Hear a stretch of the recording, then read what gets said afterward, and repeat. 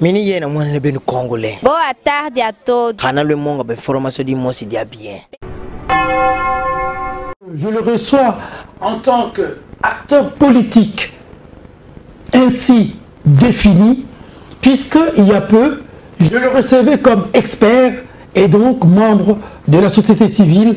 Bonjour et bienvenue et meilleurs vœux, monsieur Norbert Yamba Yamba. Merci bien Luc, meilleurs vœux. J'espère que ça va nous apporter de merveilles et que le pays va se déterminer sur la bonne direction. Pour vous, la métamorphose a été facile, surtout que vous étiez déjà en acquaintance avec les acteurs politiques, même si vous vous disiez être expert.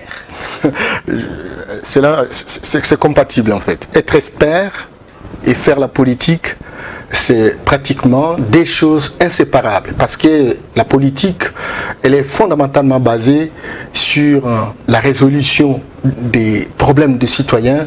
Et donc, on ne résout pas de problème citoyen si on n'a pas l'expertise nécessaire pour le faire.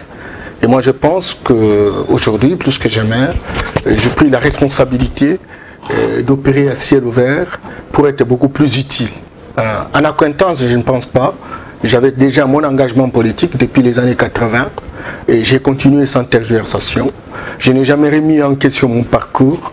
Je suis resté sur la même voie et j'estime qu'aujourd'hui, plus que jamais, au lieu de rester en train de regarder les choses et les critiquer, je voudrais aussi m'engager dans la direction de conquérir, d'exercer, de conserver le pouvoir. Et c'est comme ça que mon expertise pourra être très utile dans la performance de nos institutions.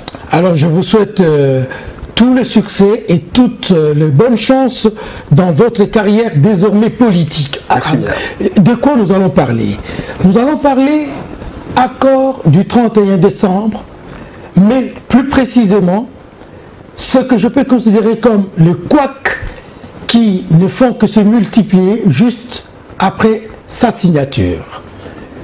L'inclusivité, la mise en application de cet accord rencontre certains problèmes et nous allons essayer de voir quelles sont les causes de ce problème et pourquoi ils doivent se poser maintenant. Nous allons également examiner, si vous voulez, la mise en place du nouveau gouvernement. Déjà, nous apprenons que les premiers ministres en place, étant les fruits de l'accord du 18 octobre de la cité de l'OUA, ne trouvent pas la pertinence d'une démission à peine 2-3 semaines de prise de pouvoir. Nous allons également examiner ces tiraillements au sein de l'opposition.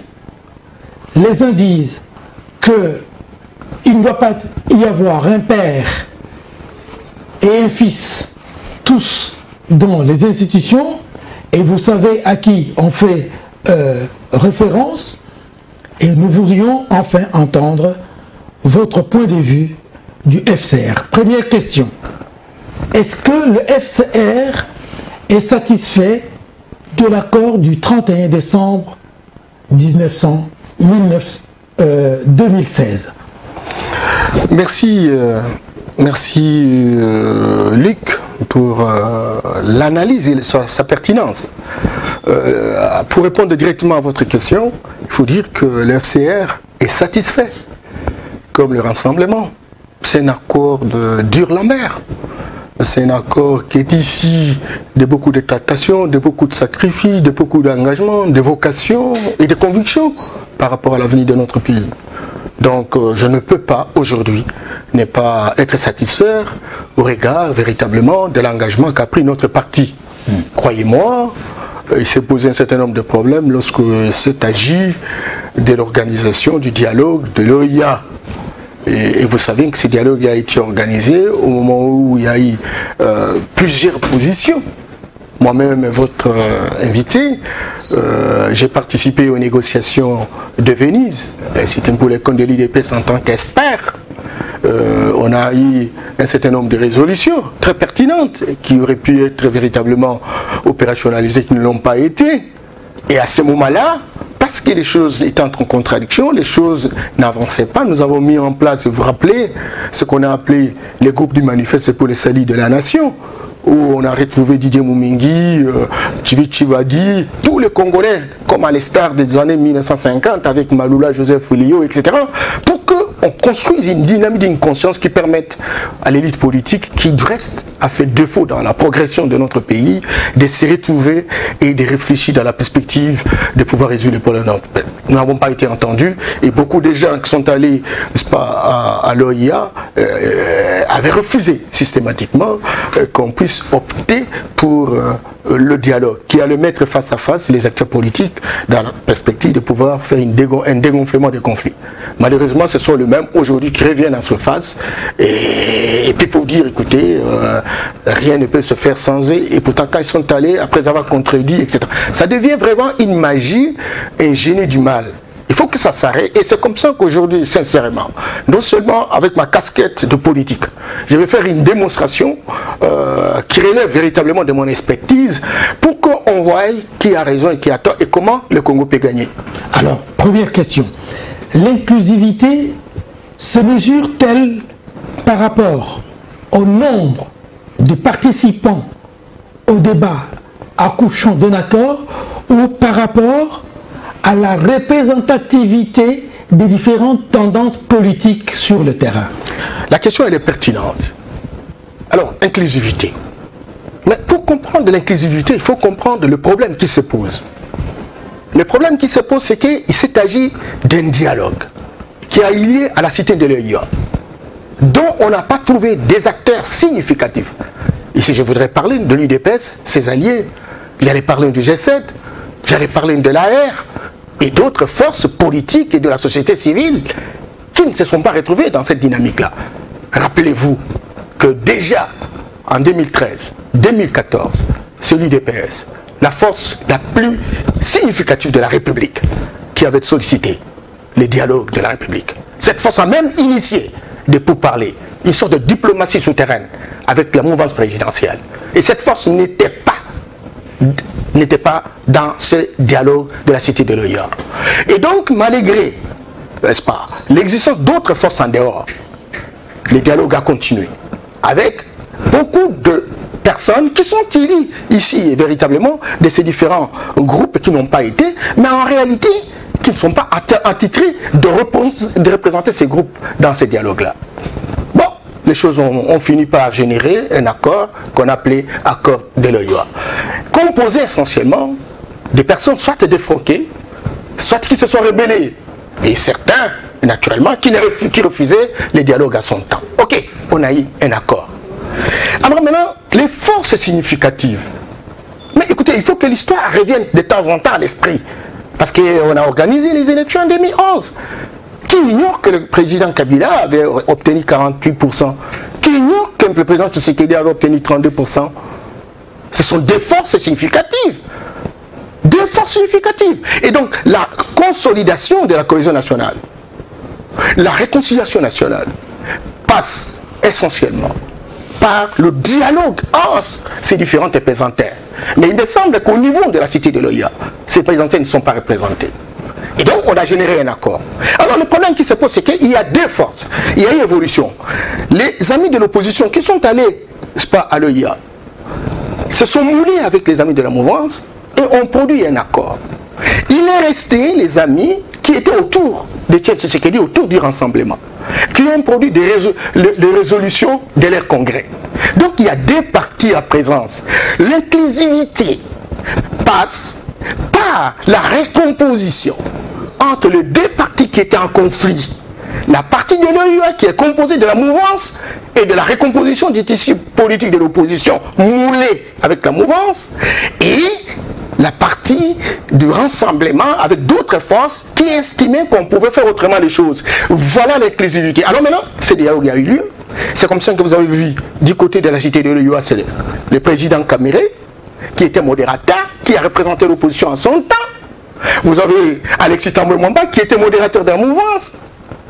Vous avez du côté qui représentait, bien entendu, ils ont signé l'accord de Senko.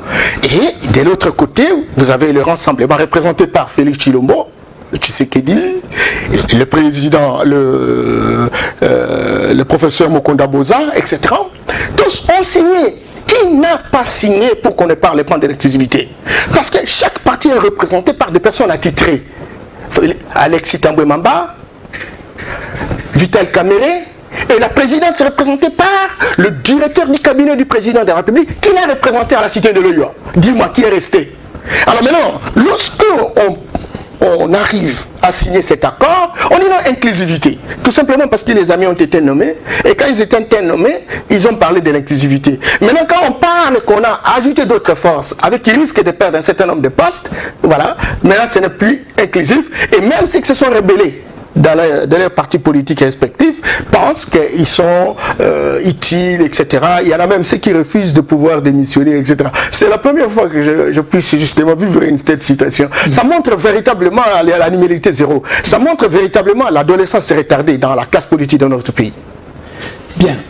Je voudrais maintenant savoir, d'après toute l'analyse que vous venez de faire, selon vous, l'accord du centre interdiocésain est l'antithèse de l'accord de la cité de l'Union africaine, ou est-ce que c'est une continuité, une complémentarité de l'accord de la cité de l'Union africaine? Écoutez, l'accord de la cité de l'OIA, c'est un accord politique entre un certain nombre, n'est-ce pas, de personnalités politiques dans notre pays. Cet accord ne pouvait pas, et c'est ça justement le problème que nous avons, la cohésion nationale, le dégonflement des tensions, la réconciliation nationale.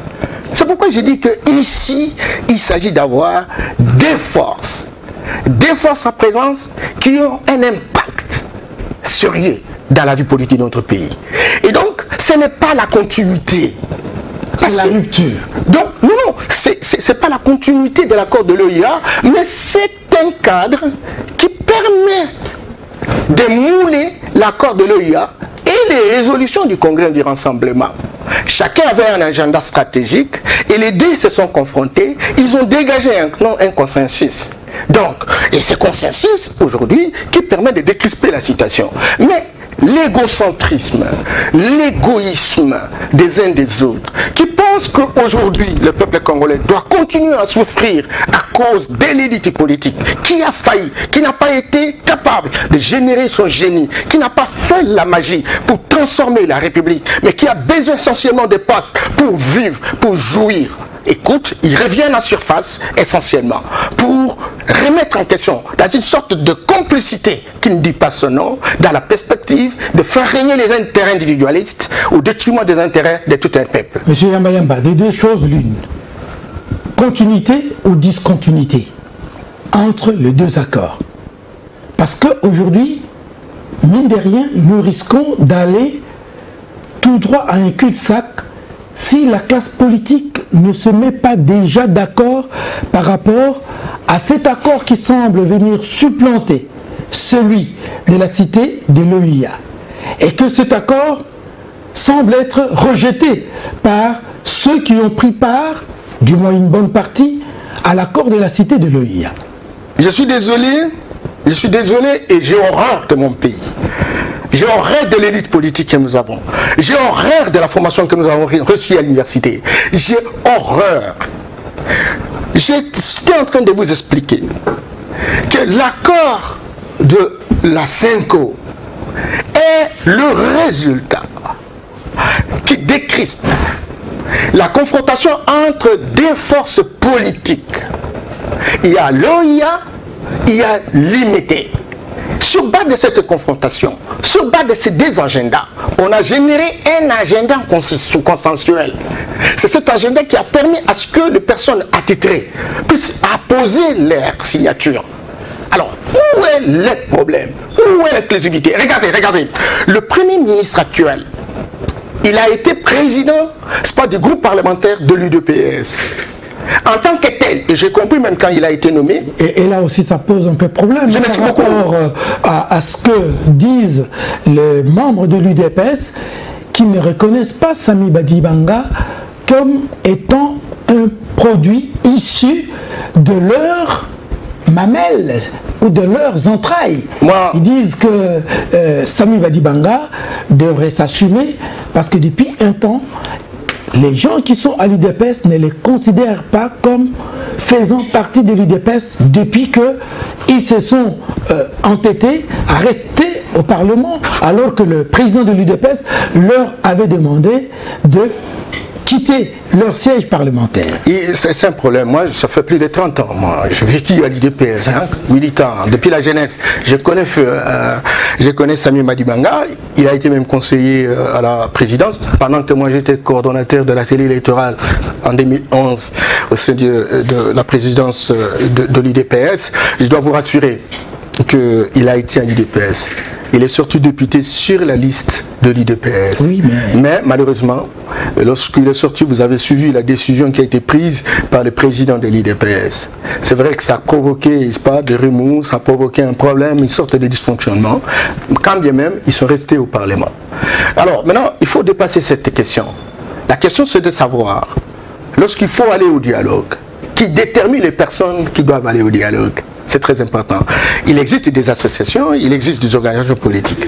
Et ces organisations politiques, pour aller représenter telle ou telle composante, il faut avoir véritablement l'aval de celui qui est censé représenter les gens devant les tierces. Et l'UDPS, c'est M. Etienne Tshisekedi.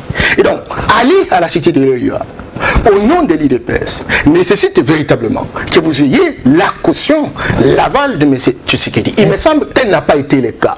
Alors, dans ces conditions-là, l'IDPS peut tirer conséquence pour dire que la présence, par exemple, de M. Samy Badibanga au dialogue de l'EUA ne concerne pas l'IDPS et que notre agenda garde tout son poids parce que nous avons intérêt véritablement à pouvoir discuter directement. Alors, à ce moment-là, ça donne l'impression d'un débauchage. Et c'est là que je demande sincèrement qu'on puisse apaiser la situation. Et là, le débat autour de la question de dire est-ce que Badibanga vient de l'IDPS ou n'est pas de l'IDPS, et même s'il était de l'IDPS, il aurait pu avoir la caution de M. Etienne Tshisekedi qui est censé représenter le parti devant les tierces. Il me semble que tel n'a pas été le cas. Il faut véritablement enterrer ces débats des bas étages qui constituent véritablement des ragots qui nous rabaissent à l'état d'animalité zéro. Il faut voir plutôt autre chose. Comment sortir véritablement de cette crise qui nous assiège à cause des émotions liées aux intérêts individualistes. Alors, aujourd'hui là, vous êtes d'avis que M. Samy Badibanga doit démissionner pour permettre l'application de l'accord issu du dialogue du centre interdit. Moi, ça me pose des questions. Ça me pose des questions. Badi, je n'aime pas parler des individus. Il a vécu à travers le monde. Il connaît comment fonctionnent les institutions. Et c'est au Congo. Et oui, on m'a toujours dit que le Congo est problématique par excellence. On aura tout vu, même des innovations très négatives qu'un gouvernement a mis en place au regard d'un accord. Et l'accord a évolué. On a un autre accord qui permet véritablement de mettre des institutions. Et le gouvernement a dit, je refuse de démissionner. Mais écoute, quand même. Bon. Je dis, mais écoute, c'est aux gens comme ça qu'on va responsabiliser la République. Bon, dites-moi, au nom de quoi M. Samy Badibanga doit-il démissionner aujourd'hui? Mais il doit démissionner parce qu'il y a eu des évolutions positives. Il s'est créé deux composantes. La composante de l'EUA et la composante des Limétins qui ont discuté, ils ont généré un produit. C'est ce package qui détermine véritablement l'avenir politique de la République. En disant que maintenant, nous avons un accord qui nous permet de mettre en place un gouvernement, qui permet en place un comité national de suivi de l'accord, etc. Et tout cet arrangement institutionnel additionnel, c'est nouveau, c'est lié à l'accord des Cinco. Et en tout état de cause, la mise en œuvre de cet accord pose la problématique de la révisitation du gouvernement. Et c'est justement par rapport à ça que Samy est censé être démissionnaire. Et si vous voulez reprendre, et s'il se reconnaît véritablement du rassemblement, qu'il expose sa candidature. À ce moment-là, le rassemblement va le reconduire, encore que lui n'a pas reçu d'avance la caution du rassemblement pour être Premier ministre dont il est aujourd'hui. Il a bénéficié véritablement de la largesse de la mouvance présidentielle qui ne fait pas des choses au hasard. Alors, actuellement, on a constaté depuis le 31 décembre que l'accord de la Cinco a rencontré plus ou moins l'attente d'une plus grande frange de la population. Mais que un gouvernement ayant été mis en place,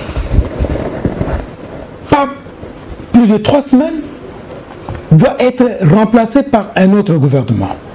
Dites-moi, du point de vue du volume de ce gouvernement, comment doit être celui qui doit le remplacer si vraiment nous devons aller tout droit aux objectifs lui assignés par l'accord du 31 décembre. Vous savez, moi je salue le président de la République qui a eu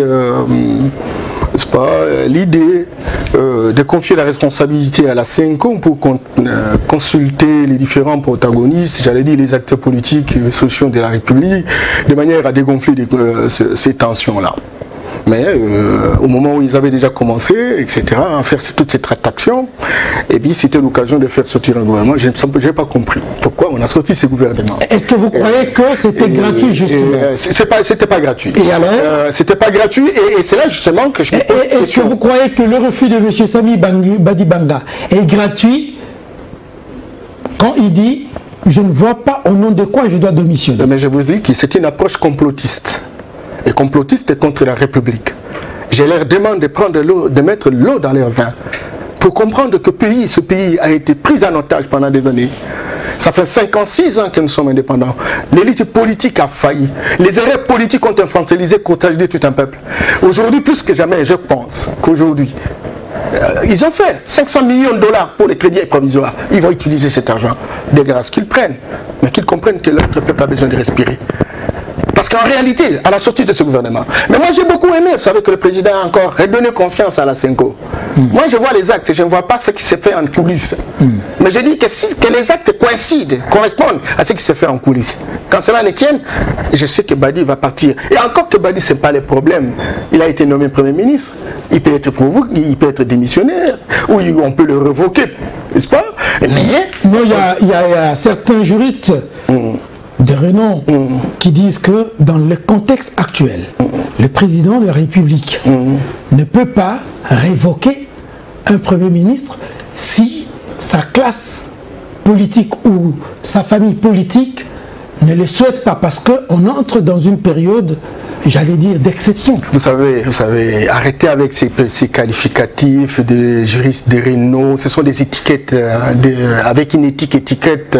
Il n'y a pas de juristes de renom ici. Ce sont des gens qui répètent les théories qui ont été adaptées dans d'autres circonstances. Écoutez, on n'est pas dans la logique juridique aujourd'hui. Nous sommes dans une approche extra-juridique. C'est la philosophie et la pratique politique. Ça veut dire en fait quoi? Ça veut dire qu'en fait, qu'on est sorti du juridisme.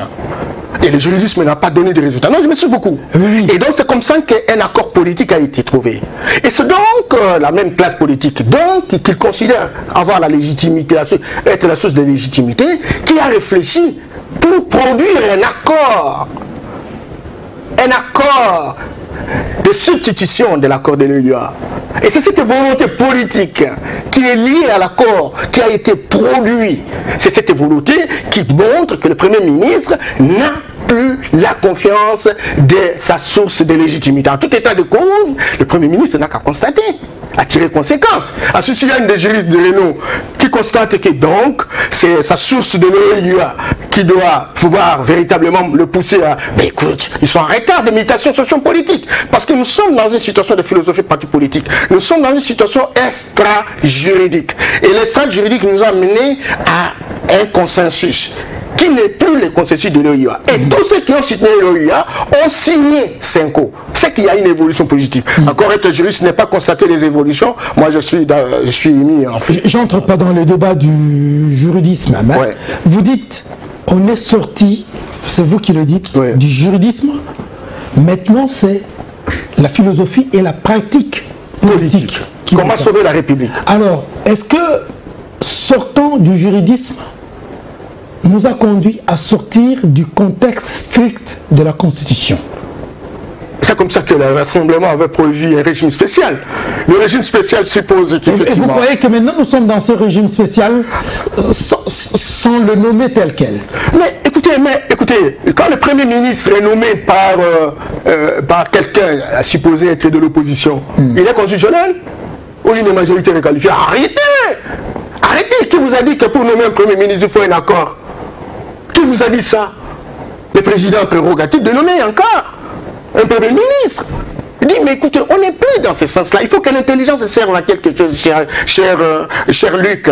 On n'est plus dans ce régime-là. Et donc, on a parlé du régime spécial. C'est pour vous dire qu'en fait, un régime qui n'est pas véritablement conforme à la Constitution, qui les gèle, qui la met au frigo, et qu'en derrière un moment, on aura résolu les problèmes qui ont facilité les conflits, et puis on ressort, c'est pas, la Constitution du frigo pour la rendre opérationnelle. C'est ça la situation que nous avons, tout en maintenant véritablement les points essentiels qui ne puissent pas énerver de fond en comble cette Constitution. C'est cela. Monsieur Yamayamba, là, franchement, vous dites des choses avec des conséquences juridiques assez lourdes. Donc, pour vous, dans le contexte actuel, on met entre parenthèses la Constitution, alors que à la cité de l'OUA, au centre interdiocésain, tous les participants ont juré de ne pas trahir, de ne pas énerver la Constitution. Sur quoi tient votre logique? Ma logique tient du fait que notre Constitution est là. Elle est là. Mais le contexte politique a connu des évolutions. Les évolutions qui ont poussé des arrangements institutionnels liés aux faits. Et donc notre Constitution ne prévoit pas que les discussions se fassent autour de la classe politique pour générer un accord qui investit déjà en termes des institutions, etc. La Constitution ne dit rien, nulle part, à moins que ce soit une majorité réqualifiée. Encore que ceux qui demandent la réqualification n'ont plus le droit de citer. Et donc il y a eu des concessions de part et d'autre. Au moment où le Rassemblement voulait que le président de la République, qui a reçu une mission pour 2 mandats, et que ce mandat s'arrêtait le 19 décembre 2016, il faut lui donner la possibilité, il faut ouvrir la fenêtre pour qu'il traverse. Parce que nous avons un objectif fondamental, celui d'organiser des élections. Et donc, on s'est dit, ben, qu'est-ce que nous faisons? Trouvons un compromis, prenons le président de la République, il est ici de cette mouvance de l'OIA, et puis bon, quelqu'un de la primature soit géré par quelqu'un qui vient de l'opposition. Ces deux éléments-là ne sont pas dans la Constitution. Mais ça n'énerve pas non plus la Constitution si on détermine, c'est pas, un temps relativement court qui nous permet d'aller aux élections pour permettre la Constitution d'être d'application véritablement dans son ensemble. C'est ça en fait le problème. Alors, concrètement, aujourd'hui, est-ce qu'on va assister à une recomposition de l'espace politique national où l'on trouverait d'une part la majorité présidentielle avec, si l'on préfère, cette majorité parlementaire requalifiée d'une part, et d'autre part l'opposition, le rassemblement, la dynamique, ainsi de suite, avec une majorité, je ne sais pas comment appeler ça, ou avec pouvoir de fonder un gouvernement pour mener le pays tout droit à l'objectif. Que va-t-on faire? Vous savez, on a trop d'hypocrites dans ce pays. On a trop d'hypocrites, pareil, majorité parlementaire, majorité des CSU, etc. C'est de l'hypocrisie pure et simple. On n'est plus à ce stade-là. Ce sont des concessions qui ont été faites.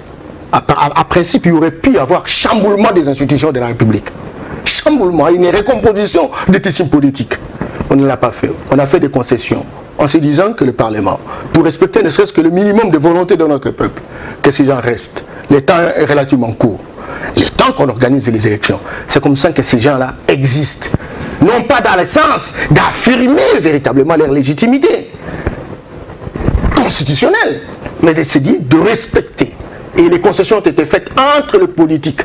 Et c'est comme ça qu'ils sont là. Donc, n'allez plus dans la logique de la majorité parlementaire parce qu'on n'est plus dans la Constitution.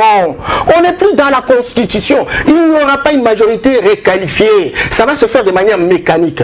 L'opposition donne ses gens, 50-50, la majorité donne ses gens. Ils font une recomposition et se donnent un objectif, organisons les élections apaisées. Mais c'est ça justement, monsieur Yamba. Oui. Une certaine recomposition. Peut-être que l'expérience congolaise pouvait servir à d'autres nations. On casse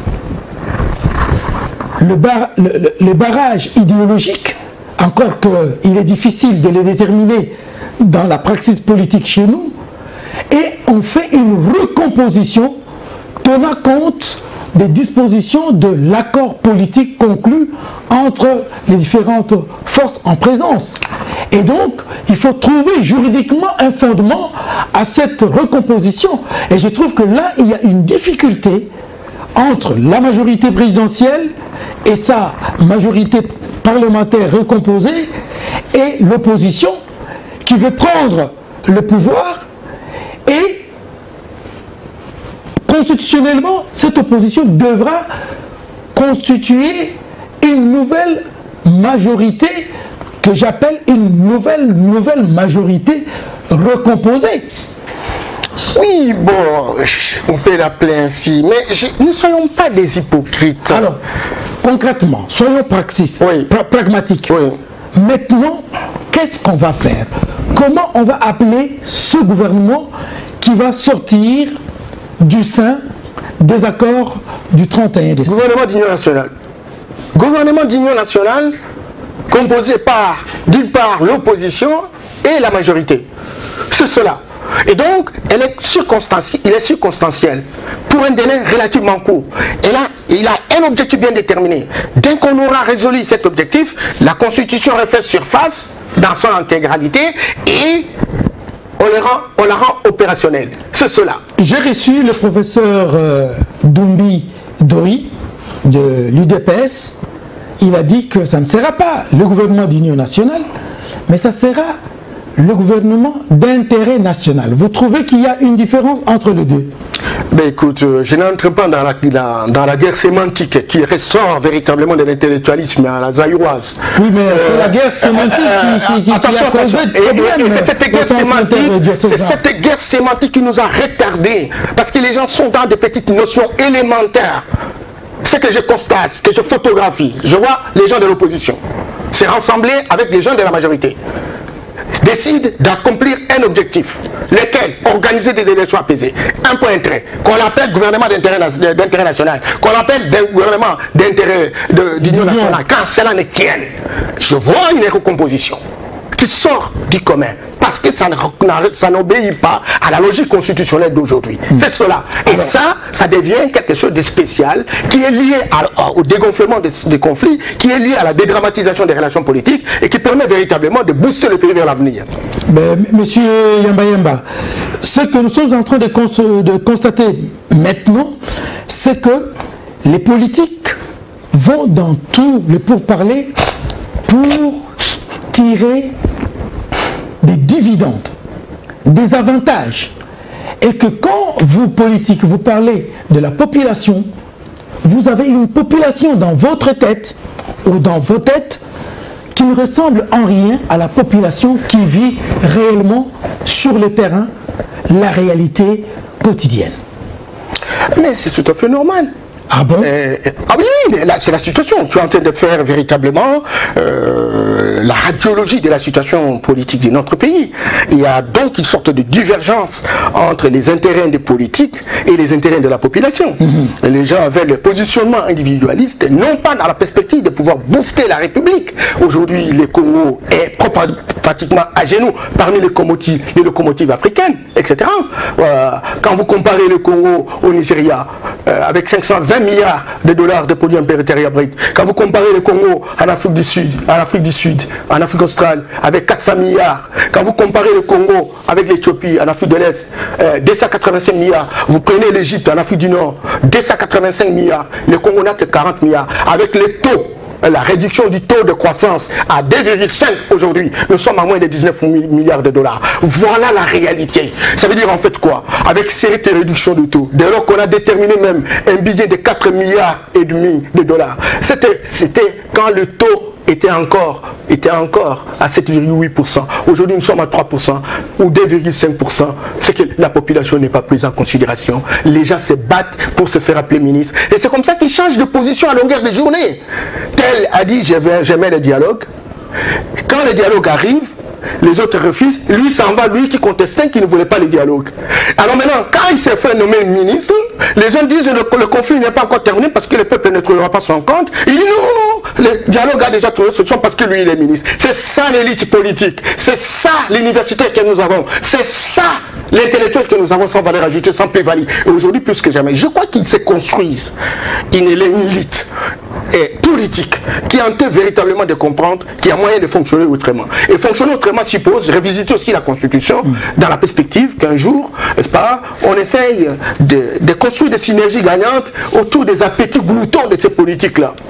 Alors, la question majeure, me semble-t-il maintenant, c'est la gestion du temps.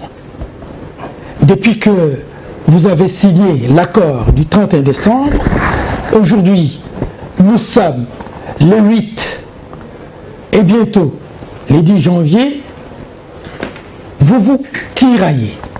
Au sein de l'opposition, vous vous tiraillez, justement à cause de positionnement.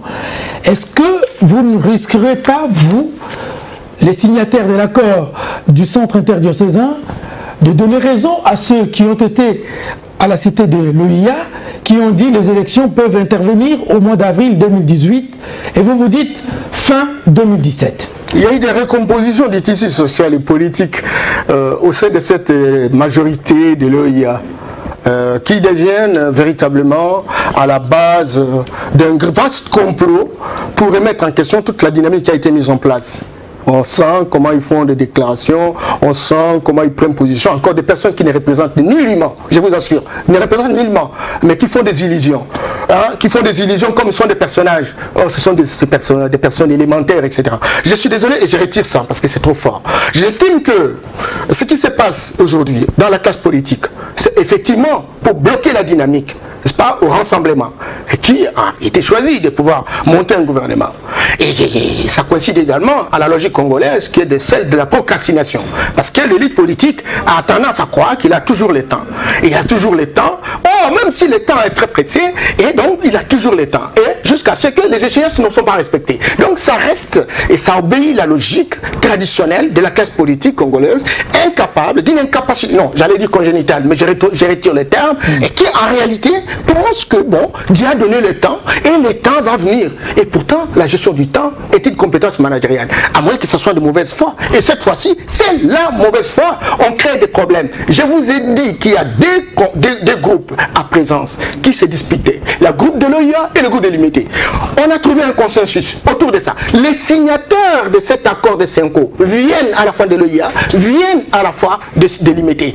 Où est le problème pour qu'on applique? Alors là, il y a un vaste complot, des personnes qui pensent qu'ils ont pris le pays en otage et qui estiment être seuls à pouvoir le gérer et le gérer mal. Parce que l'idée, c'est de s'enrichir. S'enrichir insolemment et prendre tout parce que personne ne peut dire quoi que ce soit par rapport à cette question. Moi, j'ai dit, en voulant trop monter, le choc devient très dur en tombant. Et celui qui croit pouvoir dominer les gens est déjà vaincu. Et il faut toujours comprendre cela. Alors, la solution aujourd'hui, c'est quoi concrètement? La solution a déjà été trouvée. Il y a un accord de Senko. Non. Donc, écoutez, je me suis beaucoup. L'accord trouvé, oui. Mais sur le terrain, il ne produit aucun effet. Mais écoutez, parce que justement, ce que vous êtes en train de décrier, et vous le peignez de si belle manière, qu'il y a au fond, c'est l'égoïsme de gens. C'est ce problème qu'on a trouvé à la Senko. La démarche des évêques, elle était fondée sur les vertus. L'homme est bon, et il est capable de meilleur. Mais vous, les politiques, vous étiez fondés sur les vices, les traquenards, les intrigues. Et finalement, à plus de 3 fois, il y a eu blocage. Entre les vices et les vertus, il n'y a pas eu un dénominateur commun. Mais c'est ce que nous sommes en train de voir aujourd'hui. Vous avez obtenu votre accord, je dis votre accord, et vous ne vous préoccupez pas du temps qui passe et qui ne vous attend pas.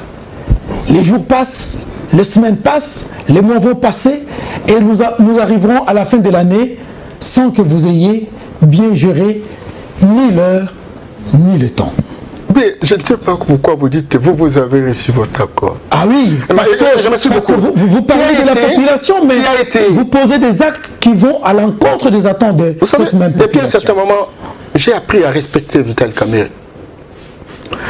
Seulement. J'ai appris à le respecter. Parce que depuis un certain moment seulement. Depuis un certain moment. Parce qu'il y a des choses pour lesquelles moi je ne partage pas avec lui. Mais je vois son feeling politique, sa capacité d'adaptation par rapport aux solutions, par rapport à l'évolution, sa capacité de définir ses objectifs et de savoir poser des actes pour atteindre ces objectifs. Ce feeling-là, moi je trouve que c'est quand même important dans la classe politique. Et c'est comme ça qu'il a été à l'OUA. Aujourd'hui, il a signé l'accord. Et pourtant, il était modérateur attitré, n'est-ce pas, de l'opposition qui a représenté, n'est-ce pas, à l'OUA. Et les autres, ils étaient qui?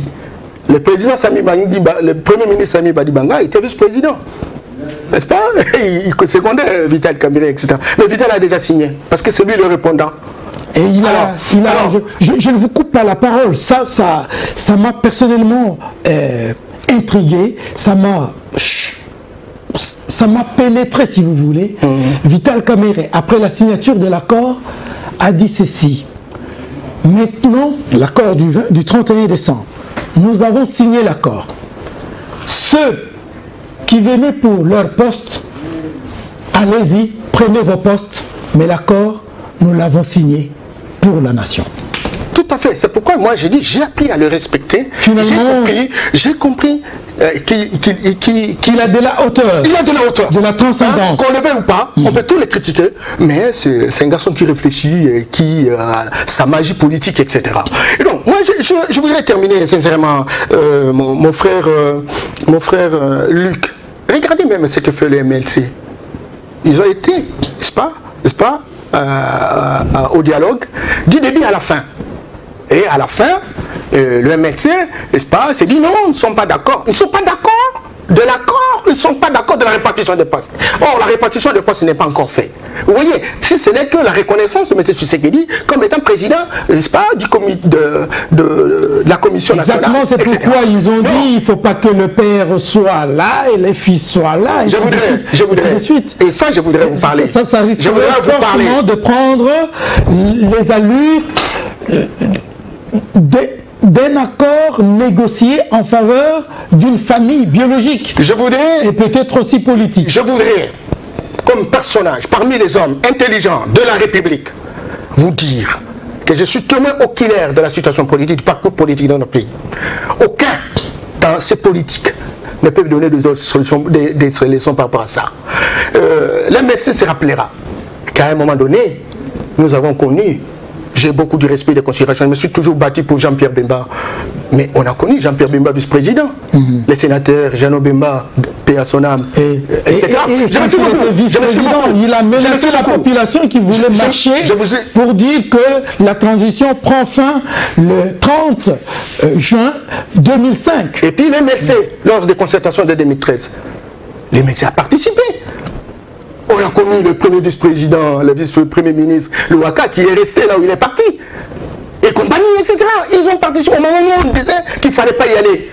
Et puis, qu'on se rappelle en 2005, au moment où on discutait au palais des affaires étrangères, n'est-ce pas, Jean-Pierre avait pris son avion, son hélicoptère pour faire la campagne, au moment où on n'avait pas encore un consensus entre politiques. Arrêtez de conneries. Arrêtez de conneries. Et puis, entre nous, sincèrement, va-t-on parler des tribus? Va-t-on parler des personnages? Un homme comme président Tshisekedi, vous allez contester?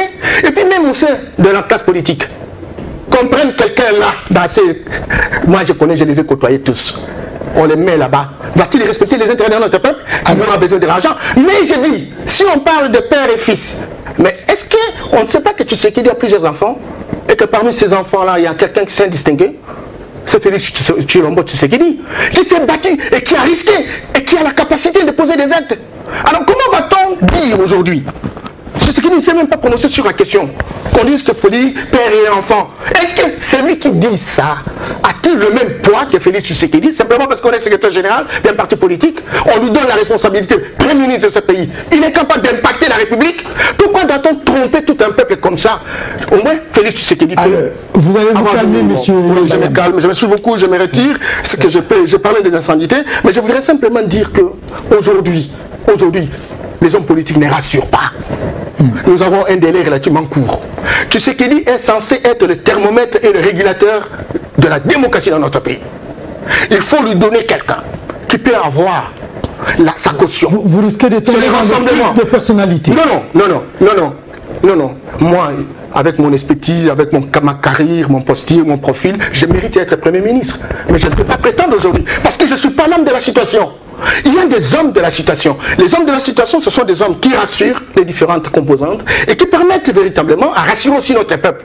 Et je crois que ces hommes-là se retrouvent au rassemblement. Et le rassemblement, le moment venu, va s'unir pour dégager un Premier ministre de son choix. Là, ce n'est pas le problème. Mais il ne faut pas que même les gens qui sont aujourd'hui au rassemblement soient noyautés. Parce que j'ai entendu, telle province n'a jamais été Premier ministre. Est-ce que le problème de province, est-ce que c'est un problème de tribu ou c'est un problème de gérer la République et de rassurer les uns les autres? Ce n'est pas un Premier ministre qui va prétendre de décoller jusqu'à 15% de taux de croissance. Mais c'est un Premier ministre qui organise l'élection de manière apaisée, sans être corrompu, sans être manipulé, mais qui rassure les uns les autres. C'est celui-là que nous avons besoin et je crois qu'on le retrouve au rassemblement. Et beaucoup ne sont pas éligibles par rapport à ça. On a terminé en 2 mots. Qu'est-ce que vous avez envie de dire au peuple congolais qui vous a suivi? 2017, vous avez dit, année électorale. Croyez-vous pouvoir atteindre ces objectifs sans atermoiement? En 2 mots, dites à la population qui vous suit. Je suis très impliqué dans les questions électorales. Et à un moment donné, lorsque les gens réfléchissaient en termes de 2017, ils voyaient que l'accord devrait être rendu opérationnel au plus tard le 19 décembre. Aujourd'hui, l'accord est là, mais l'impression que ça donne, c'est que ceux qui devraient activer les choses pour que cet accord soit rendu opérationnel n'ont pas l'air véritablement de se mobiliser autour de ça. Et le temps passe. Il y a beaucoup d'opérations, il y a beaucoup de choses à faire. Il est important aujourd'hui, sincèrement, si l'on veut véritablement aller dans le respect de ce que nous sommes entendus tous, que les élections s'organisent en décembre 2017, qu'on y aille rapidement. Mais si on n'y va pas, c'est qu'il y a une volonté délibérée de démontrer que le délai qui a été donné, c'est un délai qui ne correspond pas. Entre-temps, les jours passent. Et ces jours-là sont comptables. Et c'est que très clairement, on ne veut pas qu'on y aille vers les élections apaisées. C'est là que je demande à tous d'être mobilisé, surtout le président de la République qui a initié la chose avec la Senko, le président Tshisekedi et tous les politiciens satellitaires, etc., de comprendre que notre peuple a besoin véritablement qu'il trouve son compte. Et trouver son compte suppose que les institutions soient mises en place et que ces institutions puissent travailler parce qu'ils ont des prérogatives bien déterminées. Et pour travailler, il faut aller vite. Parce que the time is money. Le temps, c'est de l'argent. Il ne faut pas considérer dans vos chambres qu'on a toujours le temps. C'est de la procrastination. C'est une incompétence dans la gestion du temps. Et personne ne vous acceptera. L'histoire ne vous respectera. Les générations futures ne vous respecteront pas parce que vous avez été incompétent. De tout cœur, je sens maintenant que vous êtes en train de parler avec votre émotion, avec votre cœur, avec vos sentiments. De tout cœur, M. Yamba Yamba, je vous remercie. Quoi qu'il en soit, nous hommes, nous humains, nous subissons la loi ci-dessus. Hier, ce n'était pas nous. Demain, ça ne sera plus nous, même si aujourd'hui, c'est nous. Mais nous devons travailler, comme dit le confrère, pour que la vie soit bonne, qu'elle soit agréable. Nous travaillons pour la beauté des choses. Que les politiques retiennent ça et qu'ils s'y mettent véritablement pour qu'après eux, leur nom soit cité en bien et non pas en mal. Merci. Merci. Et plein succès dans votre carrière politique, je vous le réitère. Merci bien. Je pense qu'avec votre génération, les choses iront autrement. À toutes et à tous, merci de nous avoir suivis. Et à bientôt pour une autre émission. Au revoir. Mini yena mwana benu congolais. Boa tarde a todos. Hana le monga be formation di mosi dia bien.